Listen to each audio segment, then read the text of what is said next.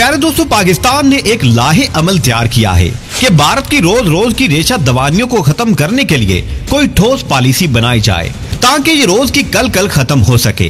तारीखी हकायक बताते हैं कि तकसीम हिंद के फौरन बाद ही भारत ने कश्मीर पर अपना कब्जा जमा लिया था, जो आज तक जारी है, जो पाकिस्तान के साथ दुश्मनी का आगाज था। और उसी वजह से पाक भारत के दरमियान 3 जंगें भी हो चुकी हैं, जिनकी बुनियाद हमेशा मसला कश्मीर ही बनता है।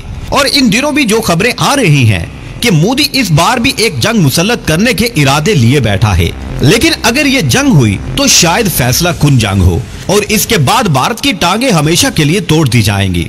भारत जो पॉलिसियां बनाता रहता है उनके खिलाफ पाकिस्तान भी सिफारती तौर पर आवाज उठाता रहता है, लेकिन जब अंदरूनी मुदाखलत की जाए तो फिर सिफारती जराए काम नहीं आते, बल्कि जवाबी कार्रवाई जरूरी हो जाती है। भारत ने पाकिस्तान में दहशतगर्दी करने के लिए अफगानिस्तान में अपने खुफिया ठिकाने बना रखे हैं, जहां से वो अपने दहशतगर्द पाकिस्तान भेजता है और इसके हतमी सबूत पाकिस्तान ने आलमी मीडिया और आलमी बिरादरी को भी फराहम कर दिए हैं और खास तौर पर अक़वाम मुत्तहिदा के फोरम पर भी पेश किए जा चुके हैं। और भारत के जासूस कुलभूषण यादव के बारे में भी तमाम हकायक बताए जा चुके हैं। जाली खबर रिसा एजेंसियों के जरिए पाकिस्तान के खिलाफ झूठा प्रोपेगेंडा करने में भारत का कोई सानी नहीं है।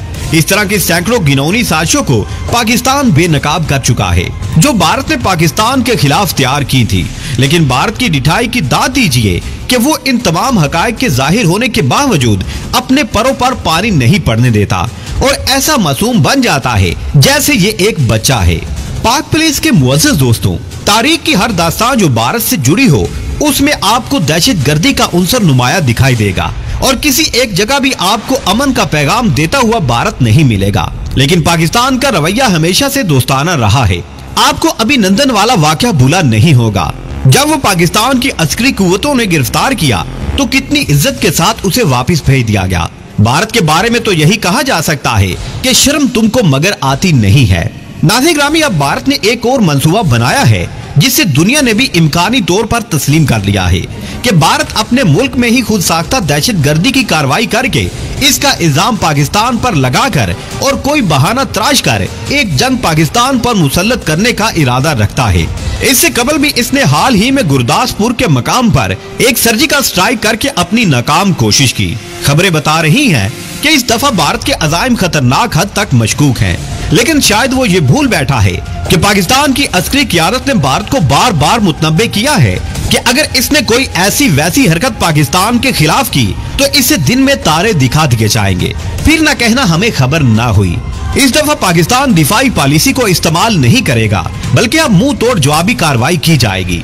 और ये बात पाकिस्तान ने आलमी तौर पर भी उजागर कर दी है और कहा गया है कि अगर इस बार मोदी ने जंग का आगाज किया तो फिर आगाज तो इसने किया होगा, इख्तिताम होना नामुमकिन हो जाएगा। मोदी हालिया दिनों में अक़वाम मुत्तहिदा के काफिले पर हमले में मुलव्विस हुआ तो पाकिस्तान के वज़ीर खारजा शाह महमूद कुरैशी ने सऊदी अरब से यह पैगाम भेजा कि मोदी की कोशिश है कि जंग का आगाज कर दिया जाए, लेकिन इसका हौसला नहीं हो रहा।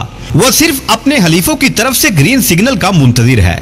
इससे पता चलता है कि ये जंग सिर्फ भारत की तरफ से नहीं बल्कि अमेरिका और इसराइल भी इस जंग का हिस्सा बनेंगे, क्योंकि इस जंग में इनका मफाद भी इसी जंग के पेश नजर है। लेकिन सवाल ये है कि भारत तो चले मान लिया कि पाकिस्तान का अजली अबदी दुश्मन है ही, अमेरिका और इसराइल को क्या तकलीफ है कि वो पाकिस्तान की सालमियत के दर पे आजाद है और ये ममालिक कौन कौन से मफाद हासिल करना चाहते हैं। इन तमाम हकायक का जायजा लेने के लिए कुछ तारीखी औराक की वर्ग गर्दानी भी करना जरूरी है। नाज़रीन, इस वक्त सूरत हाल बहुत तब्दील हो चुकी है। मशरिकी वुस्ता का इलाका ऐसा इलाका है जहां दुनिया की आबादी के निस्फ से जायद अफराद बसते हैं। इन ममालिक में रूस, चीन, अरब अमारात, ईरान, तुर्की वगैरह शामिल हैं। आलमी तौर पर ताकतवर कौमें इस खित्ते की बढ़ती हुई तरक्की को नहीं देख सकती, इसलिए उन्होंने इस खित्ते में जंग मुसल्लत करने के मंसूबे बना रखे हैं। इन ताकतवर ममालिक में जो इस खित्ते के अमन को तबाह करने के दर पे हैं, उनमें इसराइल और अमेरिका पहले नंबर पर हैं। नाज़रीन, दुनिया में आलमी तौर पर आलमी हुकूमत की बुनियाद रखने के लिए कोशिशें की जा रही हैं। इसके लिए इस खित्ते का वोट बैंक चूंकि ज्यादा है, इसलिए इसकी आबादी को कम करने के लिए यूरोपीय ताकतें बरसरे पैकार है ताकि इनकी तरफ आबादी का इजाफा हो जाए और वो आलमी हुकूमत बनाने के काबिल हो सके।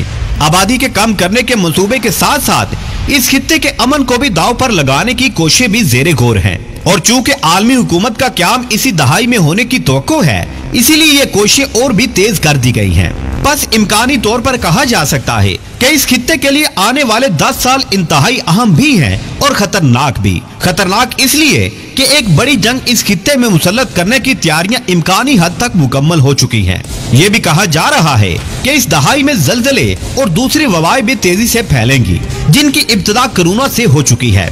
ये बीमारी अगरचे चीन की आबादी कम करने के लिए शुरू की गई थी, लेकिन चीन ने बड़ी कामयाबी के साथ इस पर काबू पा लिया। लेकिन अब खबर ये है कि भारत में एक ऐसी पुरइसरार बीमारी को मुतारिफ करवाया जा रहा है जिसका जरसोमा इंतहाई तेजी से फैलता है और इस बीमारी से या तो मौत वाकई हो जाती है या जिस्म का कोई हिस्सा बेकार हो जाता है और इंसान हमेशा के लिए माजूर हो जाता है। इस बीमारी की तस्दीक खुद भारतीय मीडिया भी कर चुका है और भारतीय हुकूमत ने भी इसके शवाहिद दुनिया के सामने पेश किए हैं। इसके साथ ये भी अफसोसनाक बात है कि इस बीमारी की वैक्सीन भी अभी तक मुहैया नहीं और भारत में सेहत की वो सहूलतें भी मुयस्सर नहीं जिनसे फौरी तौर पर इस बीमारी पर काबू पाया जा सके, और वो भी ऐसे वक्त में जबकि मोदी के अपने मुल्क में इस वबा के साथ साथ अंदरूनी खलफशार भी उरूज पर है। किसी तरह भी काबू पाना मुमकिन नहीं है। नाज़रीन ग्रामी, अब अगर भारत ने पाकिस्तान पर जंग मुसल्लत करने की गलती की तो चीन का इस जंग में शरीक होना मुमकिन हो जाएगा। चीन लाजमी तौर पर इस जंग का हिस्सा बनेगा, जिससे एक शदीद और खौफनाक एटमी जंग का आगाज भी हो सकता है। साथ ही ये भी इम्कान है कि इधर ईरान और अमेरिका भी दस्तों गिरबार है, तो ऐन मुमकिन है कि इस खित्ते को भी किसी बड़ी जंग में धकेल दिया जाए। अगर ऐसा हो जाता है तो ये जंग तीसरी आलमी जंग का रूप धार लेगी, जिसमें अमेरिका, इसराइल, रूस, चीन सब शामिल हो जाएंगे और दुनिया एक बड़ी क़यामत का नमूना देखेगी। और ये मंसूबा है इन सिहोनी ताकतों का कि इस खित्ते को तबाही की तरफ ले जाया जाए और सी पैक मंसूबा भी धरे का धरा रह जाए। लेकिन शायद इनको ये गुमा नहीं कि हम तो डूबे हैं, सनम तुमको भी ले डूबेंगे। नाज़रीन ग्रामी, कोई भी इस जंग से बच नहीं सकेगा और एक ऐसी तबाही आएगी